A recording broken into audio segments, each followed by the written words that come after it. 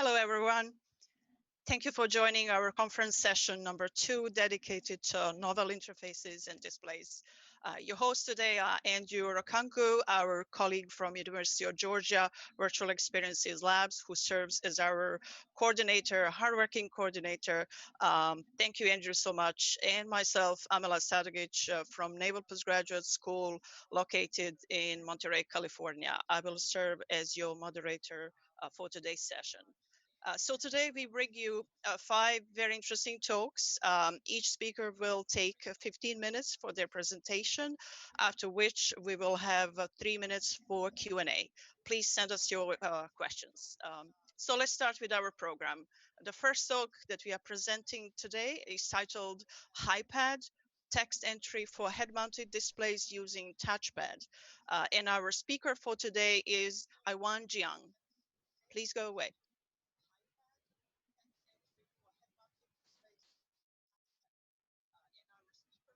Hello everyone, I'm Haiyan Jiang. Very glad to be here to introduce our work. HiPad, text entry for head-mounted displays using circular touchpad. Dongdong Wen is my supervisor. We come from Beijing Institute of Technology. Text entry in virtual reality for HMDs remains an open problem. QWERTY physical keyboard is often used for VR.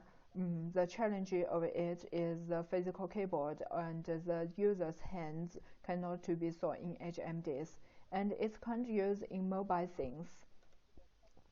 Aim and shoot technique, the currently popular text entry method in HMDs, but it's not efficient enough, in particular for the entry of long text. Besides, it's prone to cause fatigue quickly due to the movement in large space for selecting the characters. Speech is another solution. It's likely to suffer from problems in noisy environments. Speech recognition has privacy and possible obtrusiveness in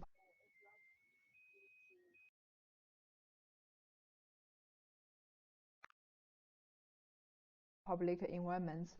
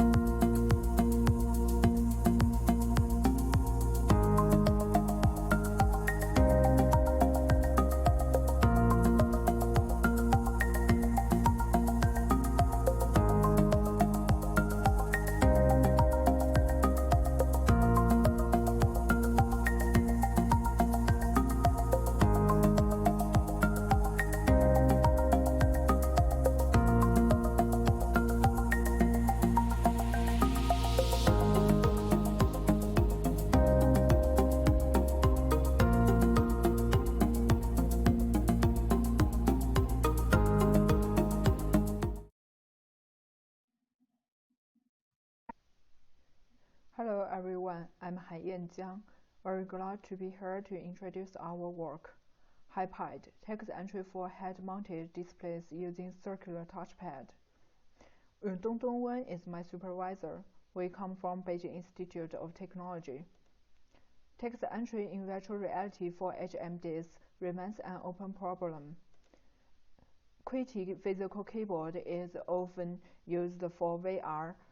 The challenge of it is the physical keyboard and the user's hands cannot be saw in HMDs, and it can't use in mobile things. Aim and shoot technique, the currently popular text entry method in HMDs, but it's not efficient enough, in particular for the entry of long text. Besides, it's prone to cause fatigue quickly due to the movement in large space for selecting the characters. Speech is another solution. It's likely to suffer from problems in noisy environments. Speech recognition has privacy and possible obtrusiveness in public environments. and the correction of its errors is also a challenge.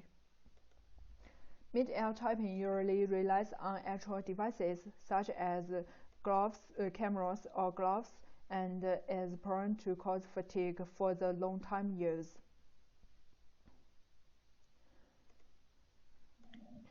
Head-based technique types by the head movements, increasing the possibility of motion sickness. And some controller-based techniques are not efficient enough. The circular layout is used for smartwatch, like the work of various text and large screen and so on, and is also used for the text entry in VR, like the work of PizzaText, RenText. The multi-layer case layout design is usually adopted to address the problem of the limited space, such as mobile phone and smartwatches, which enables to reduce the number of buttons required to support a full alphabetic keyboard. The most common layout is T9 on smartphones or smartwatches. The one-line keyboard condenses the 3 rows of character keys in the QWERTY layout into a single line with 8 keys for portable touchscreens. Finger T9 uses T9 layout and thumb-to-finger interaction for text entry. However, there is no efficient common method for HMDs. More research about ease of use, ease of learning, and efficient text entry techniques for VEs and HMDs are needed. Handheld controller devices for HMDs have become an important modality for interaction and for text entry in VR, but the text entry techniques with the controllers for VR remain underexplored. Thus, we hope to explore a text entry technique with a handheld controller, providing a convenient, comfortable, and efficient text entry method. We explored the technique by taking advantage of the touchpad of the controller. In this work, we use the HTC Vive controller, which is a common controller with a touchpad. The circular layout can provide some potential extra benefits in interacting with circular interfaces, but the area of it is limited, so we achieve the text entry by reducing the number of keys and condensing multiple letters into one key. In the figure, the virtual keyboard is in the virtual space we can see, and the touch area of keys is the real touch areas in the touchpad. How can we input by it? Like in the video, we input a sequence and choose the word we want from the predicted word list.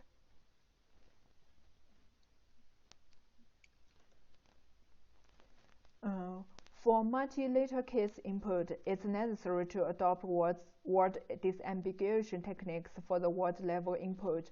We implement our algorithm for word disambiguation based on the American National Corpus, ANC. Then a hash table of all remaining words is built using the key sequence as a key and the word as a value. The candidate list ranks the candidates according to the frequencies used. Figure shows the coverage of the alphabetic-only words in ANC in the top 10,000 words. In the top 10,000 words, about 99%, 98%, and 94% of those can be typed without the need for disambiguation in the top 5 most likely words for any sequences, in 8 keys, 6 keys, and 4 keys respectively. Since the area of the touchpad of the controller is limited, dividing the area into more keys might lead to high error rates and increasing the positioning time, which also might decrease the entry speed. However, more keys means fewer later each key content, and the number of words corresponding to the input sequence would decrease, and it might be easier for user to remember, which might benefit the entry speed. Thus, we conducted the study to evaluate the effect of different numbers of keys in the fixed touchpad. We adopted within subject design with one factor. three different layouts, like in the figure. The first line includes the virtual keyboard, and the second line includes touches area of each layout. 10 participants took part in the study with everyone input 15 phrases from McKenzie phrase set for each layout. The experiment is conducted in the HTC Vive Pro. We measured the entry speed by word per minute (WPM) and calculated the total error rate, including the not correct error rate and corrected error rate. And we adopted a 7-point ordinal scale to design the TLX questionnaire and preference. The results show there is no significant difference among the three, but the pale t-text results show there are significant difference between 4-case layout and 6-case layout, and between 6-case layout and 8-case layout. For TER and NCER, there is no significant effect among the three layouts. Figure shows the preference of each keyboard. The mean score for 6-case layout is the highest. The independent t-text results show there is no effect of familiarity of T9 keyboard on their performance. At last, we analyzed the touch behavior. This is the scatter plot with 95% confidence ellipses of touch points of each design. The table shows the proportion of the times of keys pressed by mistake. Meanwhile, the key with few pressed by mistake is more difficult for users to press, and it's easier for them to press the adjacent keys. Thus, the press accuracy of these keys is lower. Figure A shows the touch points of the central key or layouts, which includes about 10,000 points, according to the scatter plots and the proportion of the times of key pressed by mistake. We found the press accuracy of the keys that are parallel to the direction of the thumb movement is low, and have more errors of pressing by mistake. The press accuracy of keys that are vertical to the direction of thumb movement is higher. According to the results of the first study, we optimized the design of HiPad with 6-case layout. We optimized the layout from the three aspects. First, the area of the center key, from the shape and the position. Second, enlarge the angles of the key 3 and key 6. And third, the layout. We added the interspace among keys in the virtual keyboard and added a circle to help users confirm the position of center key. We adopted the within subjects design with one factor. For different touch areas, like in the figure, 10 participants took part in the study with inputting 10 phrases in each season at random. The results show the participants with optimized layouts performed a little better than in NC and CC seasons. When this technique is used in some virtual environments, the virtual keyboard may cause occlusion. If the virtual keyboard can be placed on the touchpad of virtual controller, it means the occlusion problem can be solved. And we also want to know learnability, how the two different layouts users' performance would change over time. So we conducted the third study to evaluate the effect of layout position and how the two different layout users' performance would change over time.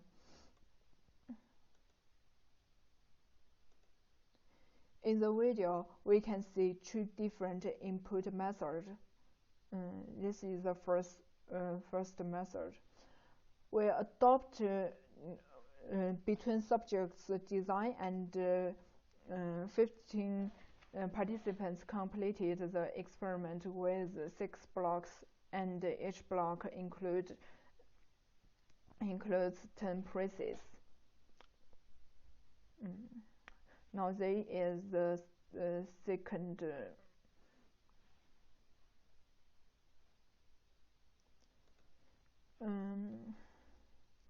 the figures show the average text entry speed across the two types of HiPiD and the average total error rate and not correct error rate across the two types of HiPiD. The speed of VE layout reached about 11 WPM, while the TP layout reached about 9.5 WPM. The VE layout needs a lower workload. In the last block, the average speed of VE layout group improves to 13.57 WPM from the 7.7 at WPM in the first block through a short training with 60 phrases. The speed of the TP layout improves 11.6 WPM from 6.39 WPM in the first block. For NCER and TER, the results show that for both the VE layout and the TP layout groups, there was no significant difference across 6 blocks. For the limitation and future work, first, the entry performance of auto vocabulary may be limited due to the multi-letter case and needs more study. Besides, adding physical points in the center of keys in the touchpad would benefit the user's conform of touch when they thumb on the keys, which might be beneficial to the entry speed. And this research only considers the entry of letters, so the entry of special symbols needs more explored. Because the text entry of HiPiD is based on what level the layout of the letter will affect the word collision, the distribution of letters of HiPiD can be optimized by combining the word clarity with speed predicted by the fit diagraph model in the future. To conclusion, first we introduced a circular touchpad based on text entry technique that enables one-handed typing in HMDs. And we conducted first user study to determine the number of keys of this technique, and the results demonstrate that the 6-keys layout has better performance. And we analyze the data of touch points and optimize the touch areas of keys. And we addressed the occlusion problem. The results show Novasys can reach 13.57 WPM with VE layout and 11.6 WPM with TP layout, and the speed increased by 74% for VE layout group and by about 81% for TP layout group through a short training with 60 phrases. Okay, this is all of our work. Thanks for your listen.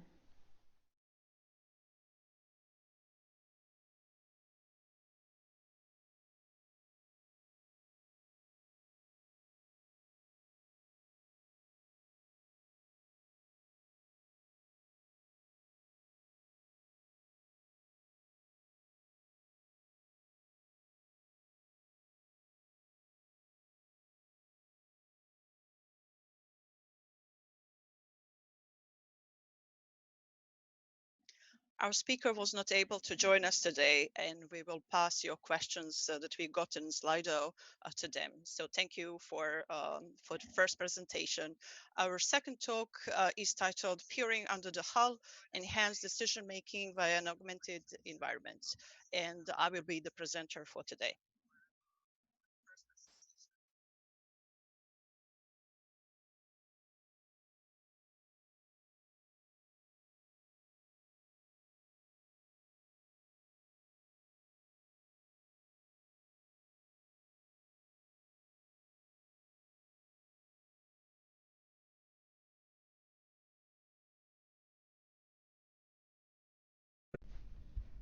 Thank you all for joining us for this session and our talk. I will present a paper that reports the results of the thesis research done by our student Matthew Timmerman. Our work was focused on the design and development of a novel visualization and interaction tool that aids the management of complex systems. A domain that we examined in this study included team decision-making and management of complex systems. And our research includes conducting user studies that typically focus on real-world situations and scenarios. And in this particular study, we focused on management of operational technology networks installed on board the Navy ships. OT systems are usually real-time, often resource-constrained, and not intended for general-purpose computing. Examples include power management, ballast, propulsion, and steering on a ship. Because they involve concrete elements, OT systems pose safety as well as security risks.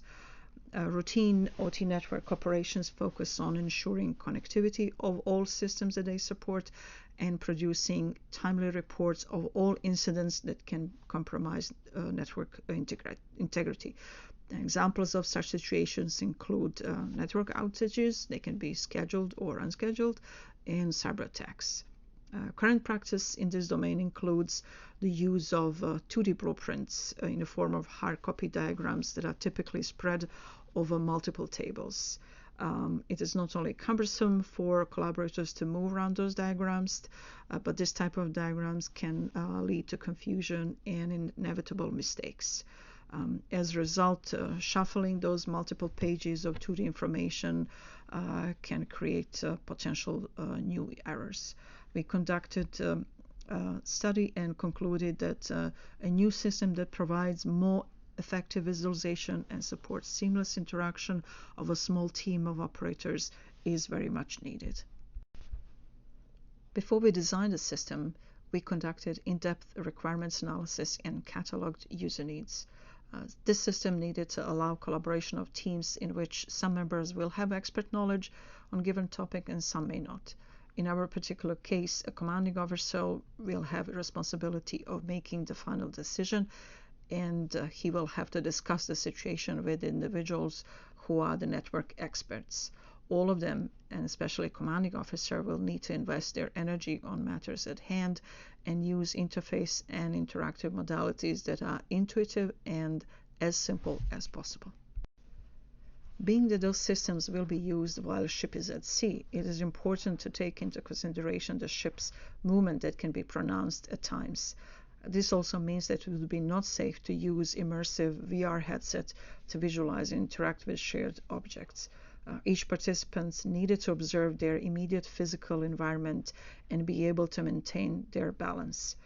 The essential element of small team collaboration is the exchange of nonverbal cues, participants' ability to see the signs of their colleagues' aha moments, agreements, doubt, or disagreement with each other's opinion.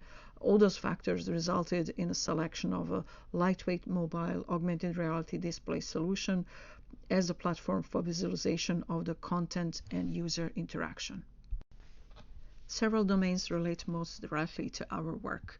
The tasks associated with the management of computer networks have always implied that an effective visualization of those networks would be available to the operators, and so visualization of complex data sets is one of the domains that we consulted. Studies that report user experiences, shared augmented reality environments, including studies with HoloLenses, have been examined as well. In our work, we put emphasis on systems that will be used by a large number of individuals, and so bringing the concerns of large-scale adoption and deployment is an additional topic that we reviewed. And finally, the format of the use that we are interested in includes the use of technology over extended period of time. The tasks that we study are complex, and operator will need to be immersed over longer sessions. One of the effects that they may experience in VR and AR after extended exposure to sensory stimuli in those systems is cyber sickness, and we wanted to add those concerns as well. Our work used a methodology that is typically applied in this type of studies. Once we identified issues in application domain, we defined research objectives and study consideration. Next step included task analysis that allowed us to acquire detailed insights in application domain. The results of that work provided basis for requirements analysis and generation of design goals. We designed and built multi-user augmented reality systems and the related 3D environment, and then designed and executed user study that included obtaining a full IRB approval. Collected data sets were analyzed, and those results helped us generate guidance for our future work. I already provided highlights of our requirements analysis and design goals.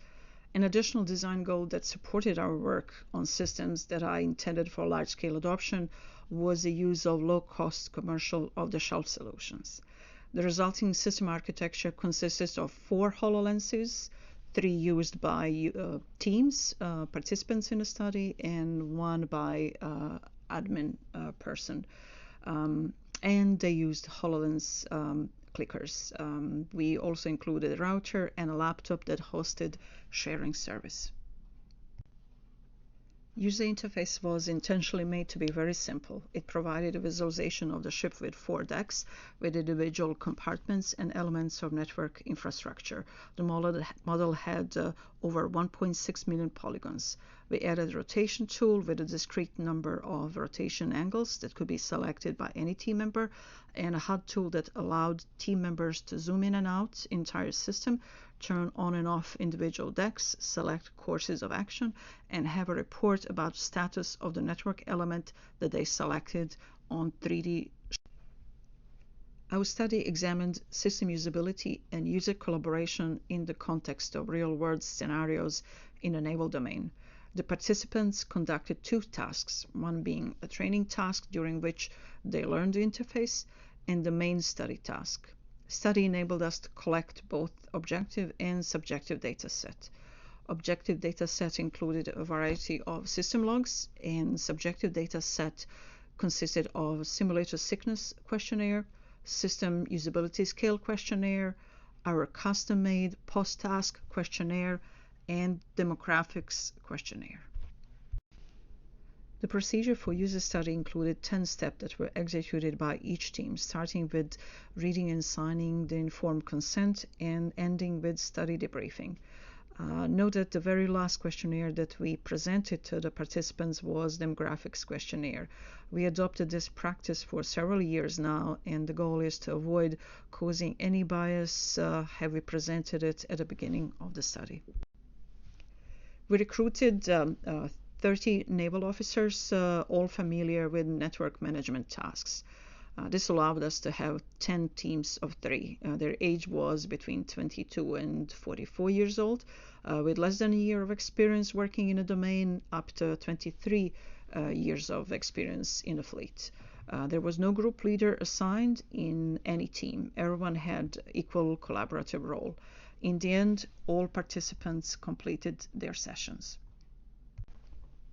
The physical space within which all teams could move was a rectangular collaborative workspace with an area of approximately 4.4 meters by 3.3 meters, and it bordered by a desk that housed the server and router, and a desk with IRB forms and questionnaires. Our objective data set included update rate. For most of the time, the system generated between 55 and 65 frames per second, and a significant drop in update rate was observed each time the participants would manipulate 3D model of the ship. Manipulations like turning on and off portions of the model, rotation, or zooming in and out. The average time to complete the main task was 34 minutes. An average number of clicks, selections, that participants made during interactive session was 79. Each participant completed SSQ form before using HoloLens. This was our baseline SSQ, and at the end, immediately after the completion of the second scenario. Our data suggests that post-study oculomotor scores made the most significant contribution to the high total SSQ score. A total of 63% of our participants exhibited raised eye strain symptoms, while headache and general discomfort were experienced by over 40% of participants. The result of a system usability questionnaire suggested that the system was judged as easy to use, well integrated, simple to learn. Majority would like to use the system frequently to support their network tasks. We find it interesting that 7 participants opted for would not like to use it frequently, and that was SUS question number 1. We checked their SSQ results and confirmed that they had higher than average SSQ scores. We provide the result of a system usability scale questionnaire that I just commented for your visual check. Post-task questionnaire was designed to capture domain-specific opinions about collaborative nature of the tool and gather participants' insights in open-ended questions. Participants were, in general, very satisfied with their individual and team performances throughout the main scenario. They also found augmented reality representation of the ship model to be a highly valuable tool in their decision-making. 2 significant issues that were experienced by participants during their session was a lag caused by adding and removing large portions of the model. And second issue was the size of the network objects that could be selected and inspected. They appeared to be too small for easy selection. One way to remedy that on their side was to zoom in or zoom out model that was accessible in system. However, they didn't use this feature frequently. We identified several types of behavior. No participants showed sign of dizziness and nausea. Majority of participants used their outstretched hands to point out to different objects they were discussing. They would start session using HoloLens hand gesture. However, they quickly transitioned to using clicker. All groups eventually use the whiteboard to keep notes and compare individual courses of actions. We noticed that a whiteboard writer was usually the participant who appeared to be most uncomfortable with a headset or someone who had issues with visualization. 3D model was used as a visual reference for verbal communication and discussion in each scenario. And participants hesitated to walk around and interact with 3D model. Several limitations of the apparatus were identified. They all closely relate to current capabilities of the HoloLens and include a narrow field of view, not enough processing power, lack of tools for networking on multiple users. We hope that future versions of HoloLens or any other augmented reality display will address those limitations. The fluctuation of the display frame rate had a significant impact on our participants, causing their eye strain and influence their ability to collaborate and accomplish the task at hand. Our results indicate that more attention should be given to oculomotor symptoms as well as other symptoms of discomfort, even in augmented reality systems. The majority of our participants recommended the development of a full-scale augmented reality application that integrates the models of all systems in OT network. Actual tasks in this domain may take several hours, and short exposure to stimuli are not optimal representatives of real-life scenarios. And we urge research community to focus on studies that include longer exposures and bring the complexities of real-world situations. The primary objective of this research was to investigate the applicability of augmented reality technology to the daily operation and management of complex systems. We accomplished this using an example of operational technology network on board the Navy ship.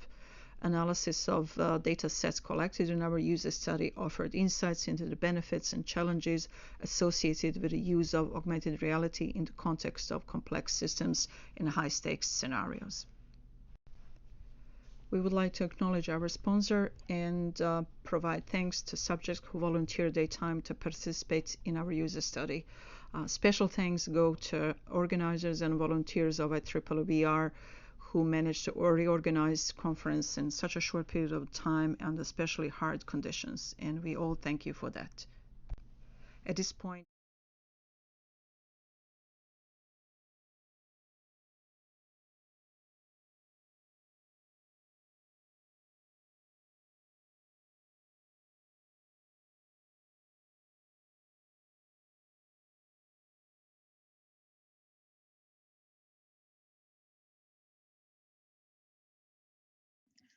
Thank you for passing your questions to us. We received one question, and let me read it for everyone. How important was optimizing while doing 3D design? With a comment that there were so many polygons. You're absolutely right. It's essential. We removed a good portion of original 3D model, and we stayed with 1.6 million polygons. That's a lot. We could have reduced it more, but in this situation, we made a strategic decision to push the boundary and see what would happen. As you know, augmented reality is typically not associated necessarily with cyber sickness, and we were guessing that delay will be issue, and so that's the reason why we stuck with 1.6 million polygons. One of our future works is to come up with some optimization method to make sure that we are providing reduced number, manageable number of polygons, so that we don't cause cyber sickness. So yes, you are very much right. This is something that everyone should do.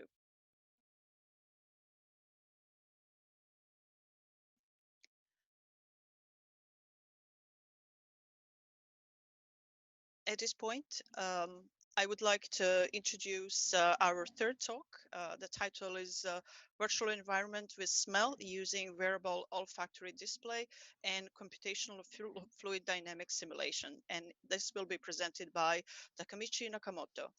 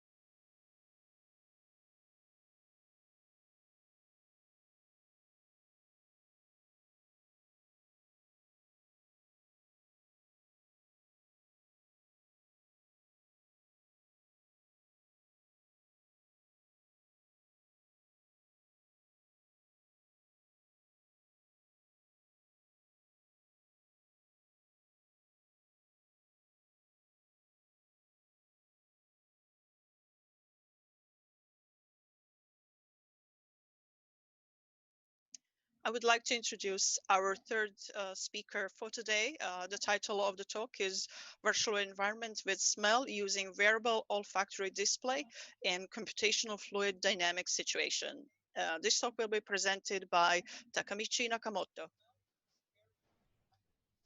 Hello. Thank you, Chairman. So I'm Takamichi Nakamoto from Tokyo Institute of Technology. Virtual title is a virtual environment with smell with wearable olfactory display and computational fluid dynamics simulation. So this is a background, and so olfactory sense takes an important role in virtual reality since it influences emotion, atmosphere, and memory very much. A wearable olfactory display is expected to deliver odor quickly. Although olfactory content oriented to entertainment have been so far developed, there is no olfactory contents oriented to that disaster drill. However, olfaction is important cue to detect dangers. So the method to know odor concentration distribution in virtual environment is required. CFD, computational fluid dynamics simulation can be used.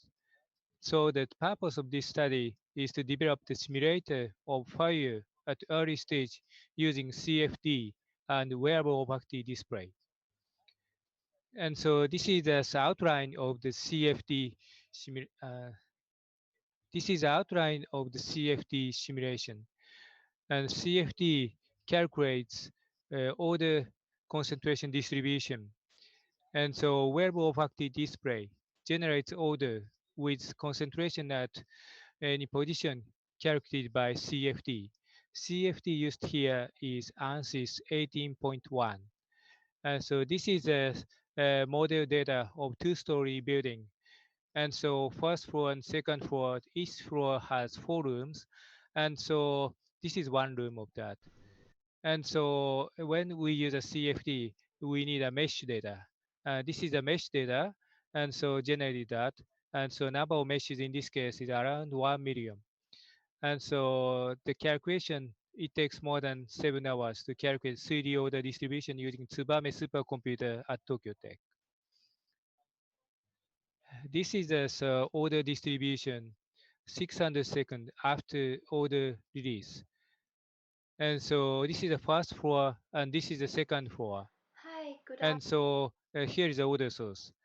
And so the order is distributed like this way, and this is the stairs and going this way and going to the downstairs.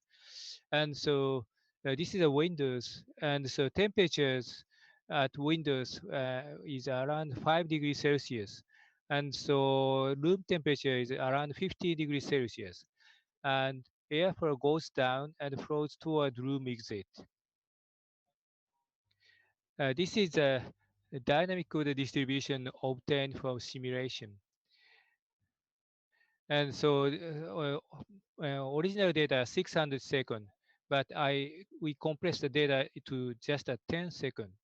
And here is the order source here. And so this is a video of that.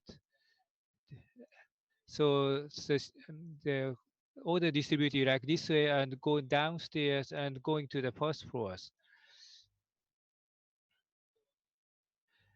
And so this is the implementation of VR content. Simulator disaster drill, including smell, was realized. And VR contents here, a user wears HMD with olfactory display, and he can walk everywhere in virtual environment. He sniffs the smell of smoke with concentration and his position in virtual environment. He has experience on searching for source of smoke smell. This is a scent generation method. In this case, so this is a desktop type, and multiple micro dispensers we use that. Here is a micro dispensers. Micro dispensers shoot this tiny droplet going to that surface acoustic wave device here. And so then this one surface acoustic wave device atomize the liquid droplet, and scent mist is generated and going to that users. And so previous micropump was changed to that micro dispenser, which can jet droplet, and one droplet its volume 3 nanoliter. And so feature is that mixture composition of blended odor can be precisely controlled by drive frequency of micro dispensers. This is a first atomization using surface acoustic wave device. Mist is instantaneously generated when liquid droplets delivered to the surface acoustic wave device.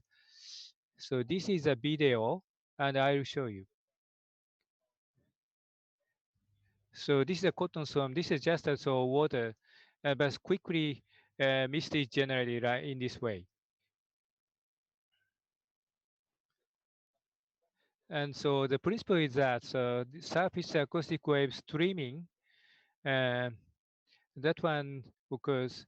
So this is the surface acoustic wave device, interdigital transducers, and surface acoustic wave generated here. This is a liquid droplet, and so longitudinal wave is related into liquid, and atomization occurs when the surface acoustic energy is large. And so surface acoustic wave frequency in this case is 9.6 MHz. And so no commercially available radio frequency power amplifier at 9.6 MHz are available. So we designed amplifier dedicated for surface acoustic wave atomizer. This is a small radio frequency power amplifier uh, with high efficiencies. And so signal is coming from FPGA, and the output is 32 watt sine wave, and small size implementation with minimized heat dissipation is necessary, but high efficiency is required. So we adopted that E-class amplifier This is a type of switching amplifier with high efficiency. This is a photo of that. This is a FPGA that generates a radio frequency burst wave. And so this is a E-class amplifier. This is the transistors here. Radio frequency power is about 33.6 watt. Efficiency is more than 80%. And this is a concept. This is a concept of the factory display with less radial orders. It can be attached to HMD, and multiple sends can be presented. And this is a micro dispenser shoot that's a droplet. This is a surface acoustic wave device. And so mist is generated going this way. And so this is a deodorant filter. And so cut the deodorant, and then the air is going this way. And so this one, so emitted smell goes across the nodes.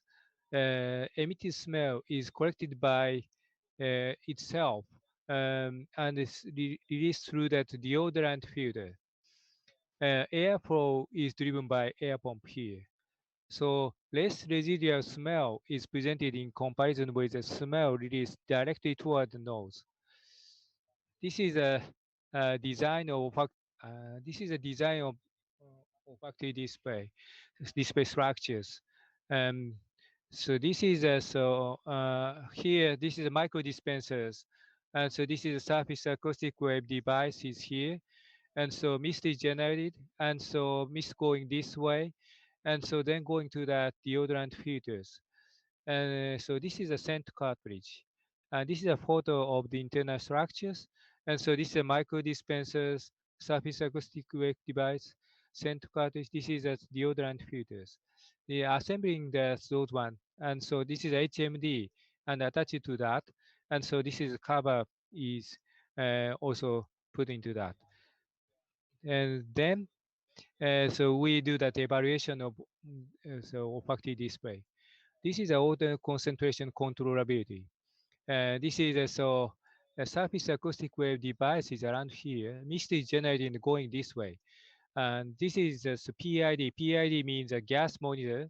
And so photoionization detector to measure the gas concentration here. And so this is a graph mean the so relationship between the drive frequency of the solenoid valve and emitted concentration. You can see that so all the concentration increases at drive frequency of solenoid valve. It can be controlled by the frequencies. This is another evaluation. So evaluation efficiency of collecting emitted orders. In this case, gas monitor PID is placed around here. And so so three cases we tested. Case A, so that one's directly connected to that. This is tube is used and directly connected to that here. And B, this is a free, but so without deodorant filter. C, this is free, and this is deodorant filter is packed into that. And so case A, that one is a reference and 100%. And case B, that one is around 5.55. That one means that the correction efficiency from A to B was 555%. And case C here, so filter efficiency from B to C was 94%. And so this is a movie of the so disaster drill. User was asked to search for smoke.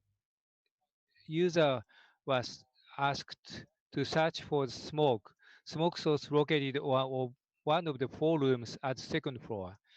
Since each room has the same box, user cannot judge only using visual information. So this is a video. And so first, so going up to the second floor, and we use a controller to move around. And then this is a olfactory display beneath the head mount display.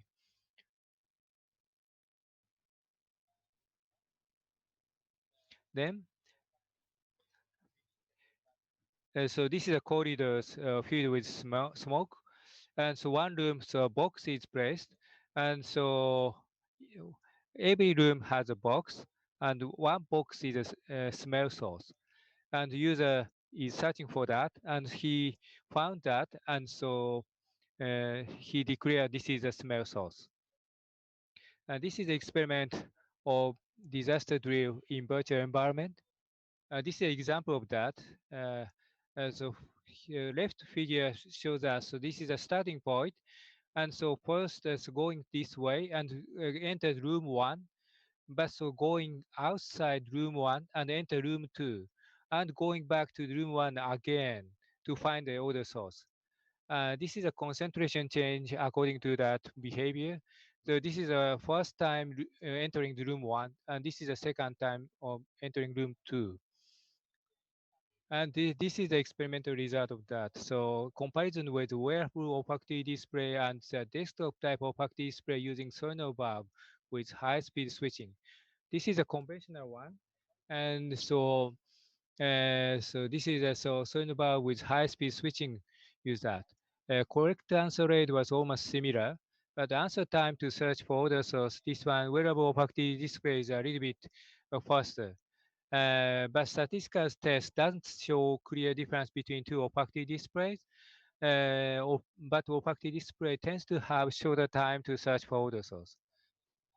And so finally, this is a conclusion. Where olfactory display with less religious odor was developed, it corrects emitted odor by itself. Smell does not go directly toward nose, but goes across the nose. Simulator of disaster drill using CFD and wearable olfactory display was developed. Accuracy to search for odor source in virtual environment tends to be improved when a wearable olfactory display was used. And acknowledgement, financial support by JSPS. And so Mr. Hashimoto and Mr. Kato for their help. Thank you very much.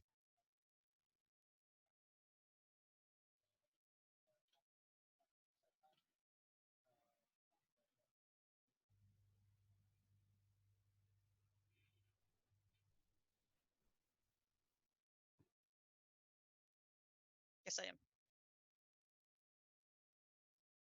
Yeah.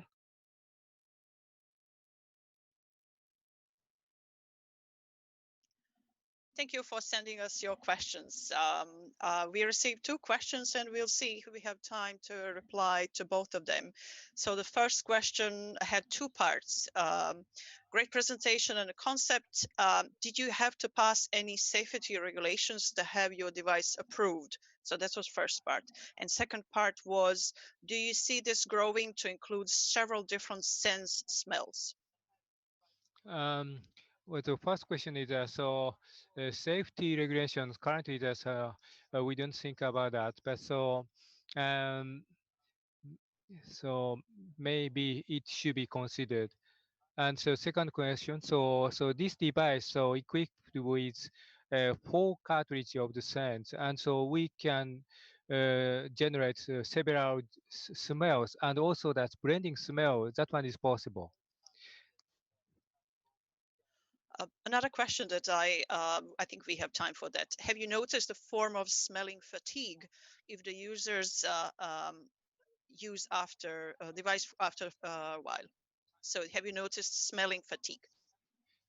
Smell fatigue. So I think that one means adaptation. So adaptation occurs after that. So it is effective to keep that smell concentration at moderate level. Thank you. And I think we have just a little time for the third one. How many different smells can be held inside the device?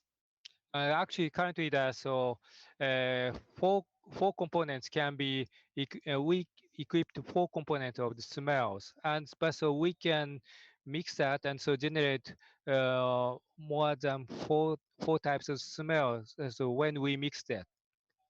All right. Thank you very much.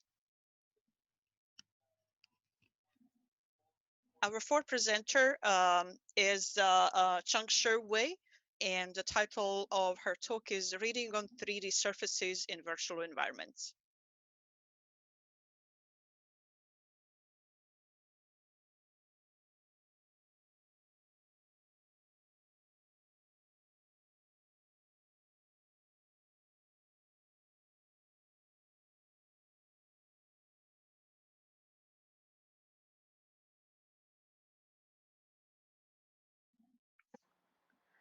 Hi, good afternoon everyone. Welcome to my talk, Reading on 3D Surfaces in the Virtual Environment. I'm Chen Xue. This work was my master thesis project and done at the University of Melbourne. It was supported by Difeng Yu and supervised by Tilman Dinkler. The main idea of this whole project is exploring 3D shapes as a canvas to render the text in virtual reality. So, what motivates us to do that? As we all know that reading always been a traditional way for people to get information, with new technologies coming, the ways of reading are changing as well. Now we could use the phones, the tablet, even PC to read, instead of just read on paper. Moreover, the reading interfaces are traditionally two-dimensional, while the text in our surroundings, which rendered on objects, are non-planar.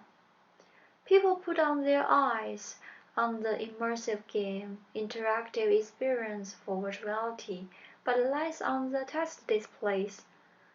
Still have some researchers such as Grout etc. did a research like about reading surface in virtuality.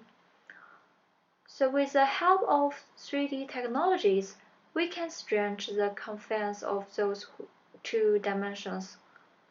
So this makes us explore using different 3D shapes as canvas for text rendering. In this case, we conducted two user studies to investigate the property of 3D shape and their effects on reading. The first study focused on the more general shape different well. The second study investigated the specific shape or parameter. And there is a video shows the text rendered on the concave and sphere in the study. You can see that the text was scrolling from bottom to up. And in the second study, it also included an application scenario. Participants could experience with the text which rendered on different common 3D objects, and I will introduce you later. So at first, we investigated the four basic shapes. We named the plane, concave, sphere, cylinder. In order to make the curved surface comparable, we set the same degree of warp for each surface and keeps other parameters as same. There is a short video shows how the participant managed the test during the study, and this is how scoring works. And they can also control the speed by themselves as well.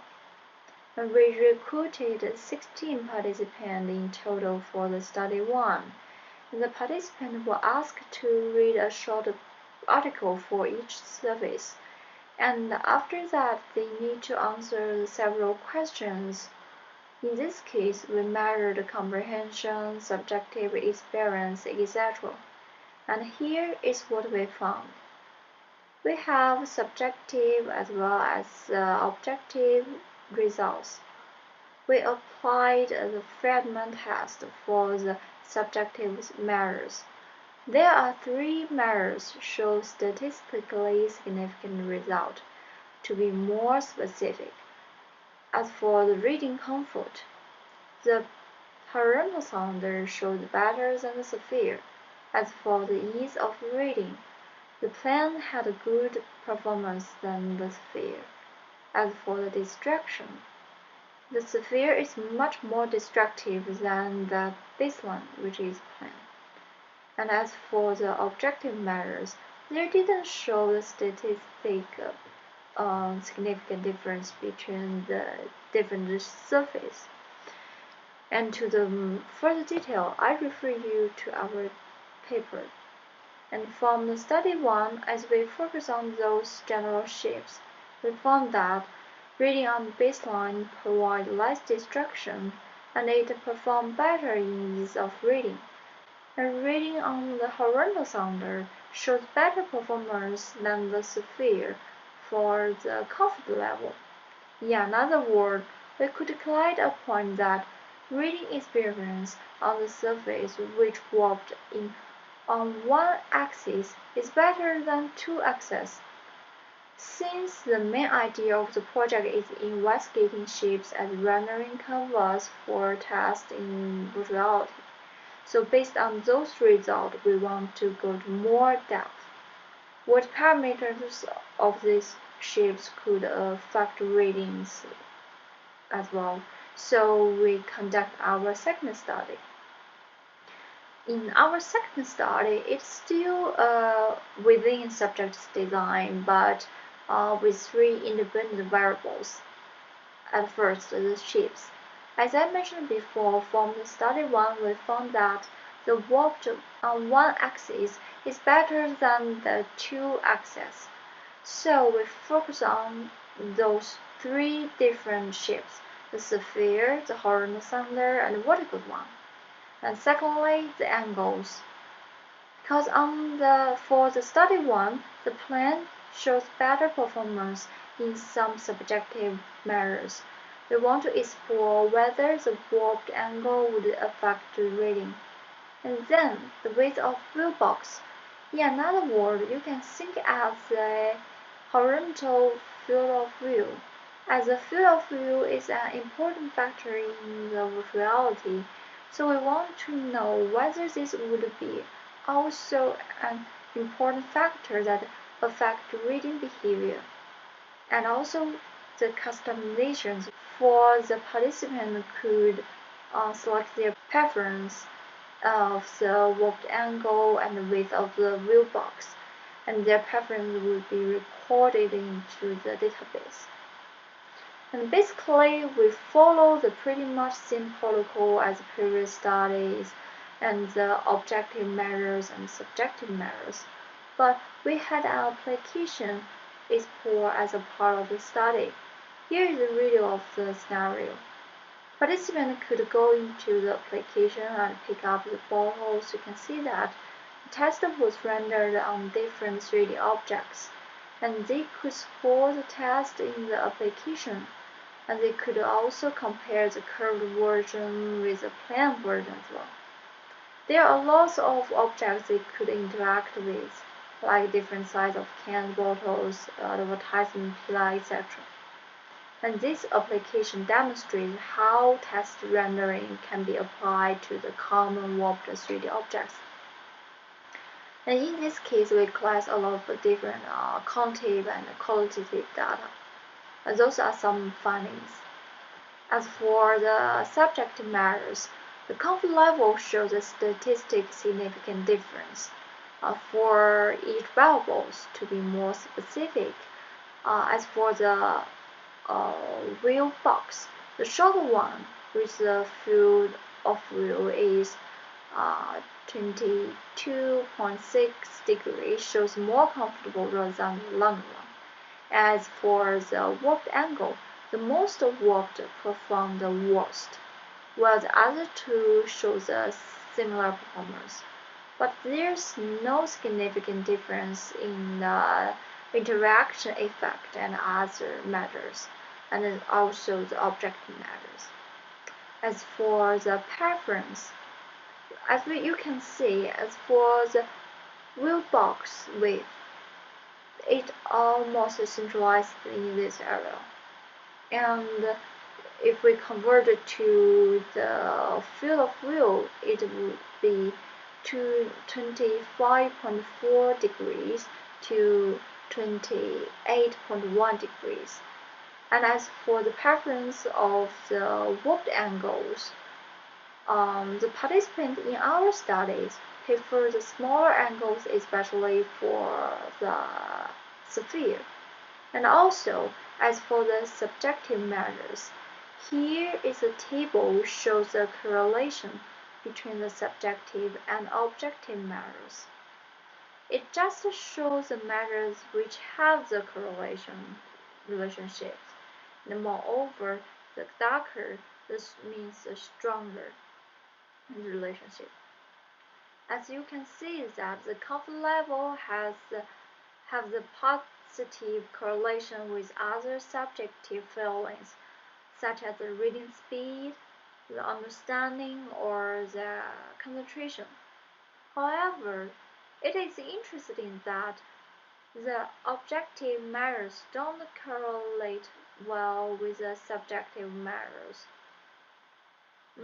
So from the above results of our second study, we could find that the warped angle and the width of the wheel box are the factors that affect people's reading comfort level in the virtual environments. And also, the higher reading comfort level would encourage readers to think about their reading quality has been improved, but even the real accuracy and reading speed doesn't change so much. So throughout the whole project, we could get some ideas like reading on two axis warped objects provides less ease of reading, especially compared with a plane. And it is also much easier to read on a single warped axis compared with two axes. And reading on a flatter display is considered more comfortable. According to the participant preference, the horizontal field of view of the wheel box is recommended to be between 25.4 degree to 28.1 degree when reading text on curved surface in virtual reality. And some measures such as comfort level just positively correlated with the user's subjective impressions, but not show to be related to the actual feelings, actual performance. In other words, the objective performance. From the feedback of the application exploration of the participants, there is a trade-off between the ease of reading and the immersive reading experience. But how to balance these two is still need to think about. So from the whole findings that I mentioned just now, there are some limitations to our projects and a couple of assumptions that we were making. The first limitation is that as the vertical field of view of the head-mounted display was limited, we decided to vary the horizontal field of view only. And moreover, instead of using the wireless head-mounted display, we used the Oculus Rift 3.1, which restricts the movement of the users, especially for the second study when they explore the application. It's not such easy for them to move around. They need to use teleportation. And the protocols that we applied in our study to test the legibility sometimes may not accurate enough for the reading speed, because sometimes we ask them to read aloud. Although we point out that there are some trade-offs between the immersive and ease of reading in virtual reality reading experience, but we didn't analyze how to balance it, so it still left some space for the future study. Yes, thank you for listening, and it was my pleasure to be here today. Thank you.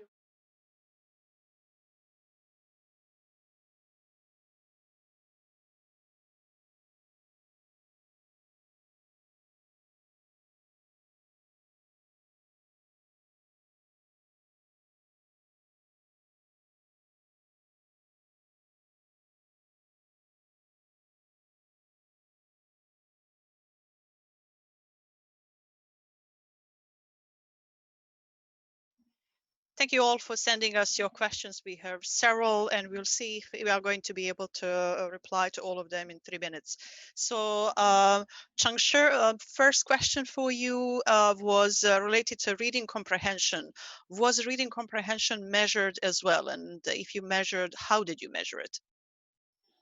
Yes, we measured the subject measures and the object measures. And the object measures include the comprehension and their reading speed. As for the comprehension, we ask them for several questions about what they need read. And also they have the several multiple choice questions after each article, and they need to answer the question, and we give them the mark. Excellent. Thank you very much. Second question is related to headset resolution. It comes from Alex Atkins. So did you consider headset resolution as a factor when designing the experiment, and which headset did you use? Actually, it's a good question. Before the experiment, we didn't consider the resolution as a factor because we just want to focus. We just focus on the shapes of the different 3D of the display. And the headset we use is Oculus Rift One. The resolution is 1200 multiply 800. Thank you. That would be all. Thank you. Thank you so much. This concludes fourth talk, and we are ready for our fifth talk titled Exploration and Filtering of Trajectories in an Immersive Environment Using 3D Shapes. This talk will be presented by Johan Bougeant and Francois Ombre.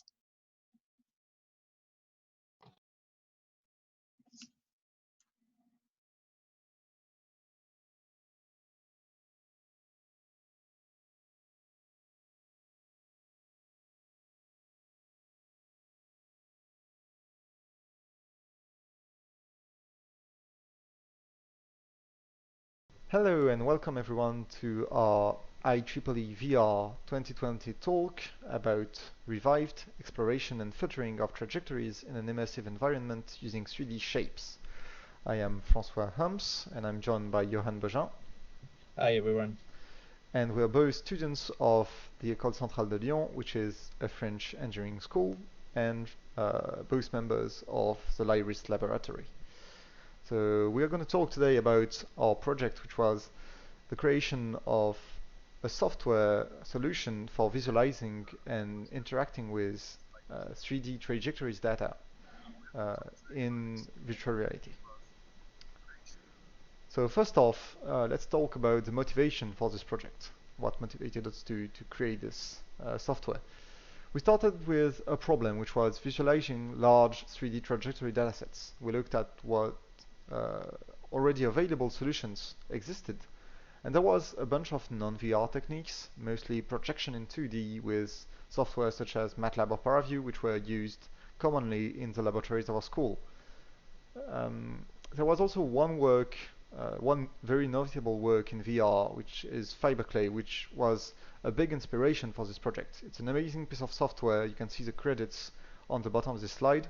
And it basically allows you to visualize a bunch of trajectories in 3D in VR, to move around and to filter them with lasers that come from your hand, pretty much.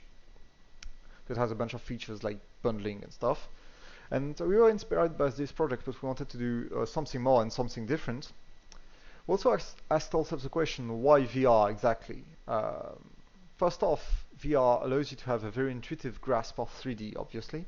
So you can move around and see stuff from different angles, but you also have a very easy exploration of critical data areas. And what this means is if you're like a fluid dynamics researcher and you want to look at a specific part of a flow or showcase it to maybe students or another public, you can literally immerse yourself in there and say, look, this is the vortex we're talking about. So that's very interesting in itself, and there was also a bunch of interesting new possibilities for interacting with the data itself. And that was really our focus for the project. new interaction techniques. We wanted to see what could be done by just using your hands to interact with the data and filter it however you wanted. So yeah, introducing Revived. It's a French acronym which I will not explain there. It's an open source Unity-based visualizer. We're very proud of the open source nature of our project. You can check all the code on GitHub on the link that there is on this slide. And we also have precompiled releases. And basically our big idea was to use 3D shapes, which we call selectors, as 3D brushes to paint selections around in a field of trajectories. We have a bunch of features such as persistent selectors, selector modification, user-made logical operations, and a fairly good performance, but we'll talk about this more in detail in the few next slides. Alright, so let's talk now about design, what exactly we put into this software. So we started by implementing a custom line renderer. Those of you who are familiar with Unity programming know that there is already a line renderer utility in there, but it's quite limited, so we made our own with billboard-style procedural meshes.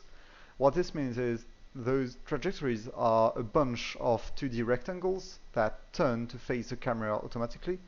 And this is all done with a GLSL shader, which makes it quite efficient. We can have up to tens of millions of points displayed at 40 to 60 FPS on moderately powerful graphics cards. So we were quite proud of that. We also added animation support for all those trajectories, which means you can have spheres that follow the trajectories to show their natural flow. And we also have a feature which we call dropped spheres, which is a way to start those animations asynchronously. So you have a selection, you will see more about selections right after, and you can start all animations at the same point in space, but not the same point in time. So I know this is quite an abstract concept, but you will see more about it in examples by Johan afterwards. So next, let's talk about the loader a bit. So this is a graphical user interface that you see at the start of the program, and its use is to allow users to import their own binary formatted data into the software. So we have support for very large datasets. You can sample it, splice them up within the loader if it all does not fit in memory. And you can that way have only a part of your dataset or random sections. And you can also customize a bunch of things like colors or what data you want to display in what axis. So we think this is quite a powerful tool. Everything is stored within a JSON file, and it's really useful for people who don't want to necessarily have to fiddle around with C# code or Unity object files. Now let's talk a bit about the main feature of our project, which is selectors. Selectors are 3D shapes that take the form of one of three types, either cylinders, spheres, or cuboids. You can see that in the video. And they are basically 3D brushes which allow you to select trajectories by touching them. And by touching them, you're going to paint the trajectories in a certain color. Each selector has a different color, and that allows you to make color groups which are used in operations, which we'll describe later. So those are really intuitive tools to use, and they're quite fun to use. Actually, one of the researchers we interviewed told us that he had quite a lot of fun using what he called the lightsaber. So at least we've got that going for us. So now, what do you do with those selections that you make? You can see on this video that you have some trajectories with a bit of color in them, like some blue and some green. That means they've been selected by the user. And you can create operations in the VR environment to interact with trajectories that you've previously selected. So you create them on the fly. You have different types of operations, and you can see on the video that here the operation created is an AND operation with green and blue colors, which means we select everything that has been touched in both blue and green. And that allows us in this context to select flights from Paris to Lyon airports. So the visualization you see is a bunch of flight trajectories that we use for testing mostly. Also, those operations only affect already visible path, which is very useful because that means you can stack them up and make multiple operations one after the other to make more complex queries. Also, a big other feature that we have in our project is persistent selectors, which is basically a way of copying a selector in the 3D space, 3D environment, and still keeping it available for use and for selection. So in this particular video, you can see that the user wanted to select the center of a turbine flow. And it's not obvious to do by hand without looking at it from another angle. So there is at least this use. But it's also very useful to keep track of a selected location and use it for other stuff later on, like maybe an airport in the previous example. So after having designed our software, we wanted to evaluate it. For that, we contacted a total of 6 experts with a lack of expertise in interactive systems. In total, we had 4 different datasets. Once each dataset was submitted, we had first to clean, format, and scale it. We also added some 3D models and background elements to add context to this visualization, as you will see in the following slides. Then we invited our experts to an evaluation session. First, we gave them explanation about Revive, virtual reality headset, and the controllers. They followed a guided tutorial visualization in a reasonably sized dataset. Then they explored their visualization and were able to use all the capabilities of Revive to filter their trajectories. At the end of each session, we collected their feedback. So first, we collaborated with a rugby team, which constantly gathers GPS data from its player during games and training. For this visualization, only one game is displayed. First, our expert positioned himself as a spectator and used the animation of the player to extract some behaviors of some players during wave of attacks and defense. Then he used speed as vertical coordinate. He isolated some players, but nothing particular was found. Finally, the total effort variable was used as a vertical coordinate. This variable is related to the fatigue of the player from the beginning of the game. Using this, he was quickly able to identify the 3 most active players during the game. Our expert here exclusively used cylindrical selectors because, according to him, it was very convenient to use it as a lightsaber to point to player and explain what was going on. Our second visualization is a visualization of a numerical simulation of turbulence phenomena around a propeller over time. Such type of structure generates very interesting areas called vertices. Our expert wanted to explore these areas and the streamline involved in their creation. This is why here the expert tried to extract streamlines passing through specific location that will create the vertices. For that, he used wall-shaped persistent cuboid and persistent spheres. Then the expert spent some time explaining the physics behind this phenomena using the cylinder. Other colleagues from our engineering department provided us with a simulation of 3D particles in an isotropic and turbulent flow. With this dataset, they had a lot of visualization issue before coming to our evaluation session because of the large number of particles in the dataset. Surprisingly, they had never been able to visualize the correct amount of particles, whereas this is an important aspect of their research work. Here, in this visualization, the expert started to explore from within the trajectories. Speed, acceleration, and power attributes were used to color the trajectories, as well as random colors for each particle, depending on the focus of the expert. Filtering operations were performed to isolate some particles passing through some specific location. And drop spheres were also used to animate particles passing through similar location and see how they evolve in time. Our last visualization comes from a partner of our lab. This other research laboratory is mainly focused on simulating traffic data over cities. These experts were mostly interested in identifying congestion areas and source of traffic responsible for it in the city. So they started their exploration with first the cylindrical selector to extract vehicle passing through a critical junction of the city. Then the expert used persistent spheres strategically placed on main junctions of the district of the city. Finally, the drop sphere feature was used to animate vehicles through congested junctions.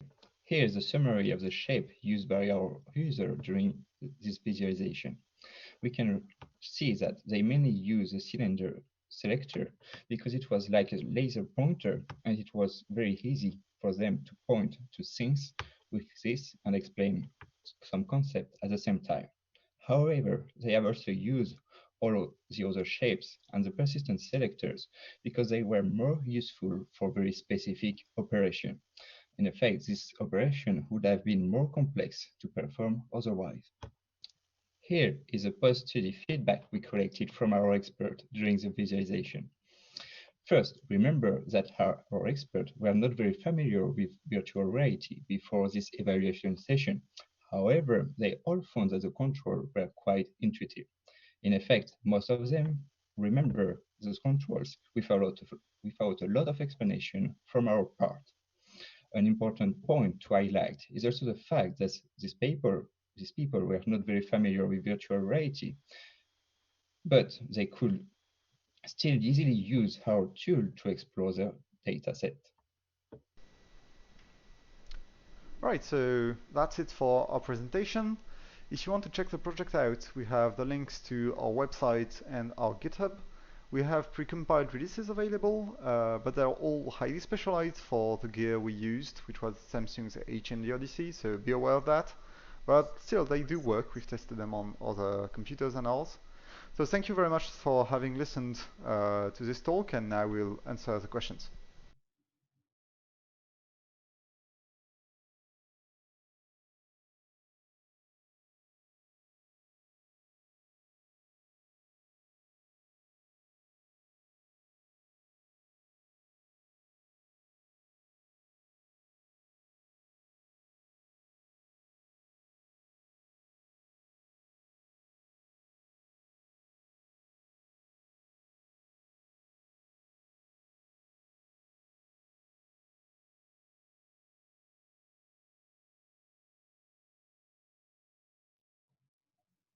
Thank you for your wonderful talk. We haven't received any question in Slido, but I do have one question for you. So selection of small targets and far away, distant targets is typically very notorious and difficult on part of the user. I would appreciate very much if you could reflect on user experiences in those situations. So in those situations, our users were mostly changing their movement speed and going up to the target. And the fact that we had video game controls in the first person made that fairly easy, especially the fact that you could change the size of the selectors made it a bit easier. You could the change of the size of the selectors was exponential. For increasing more and more every time you changed it. So that meant you could reach some faraway places quite easily, actually. Thank you very much.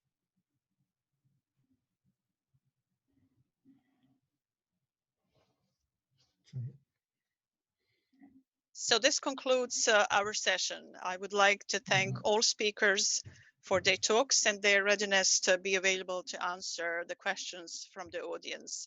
Our special thanks go to coordinator Andrew Rokangu for supporting our session with such a grace and patience. So Andrew, thank you so much.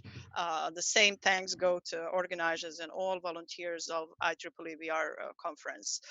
We now invite everyone to join the speakers and other presenters in hubs that provide opportunity for extended Q&A sessions. Thank you all and enjoy the rest of IEEE VR conference. Be safe and we hope to see you sometime soon in virtual environment. And we surely hope that we will see you very, very soon in real environments as well. Best wishes from Monterrey, and goodbye, everyone.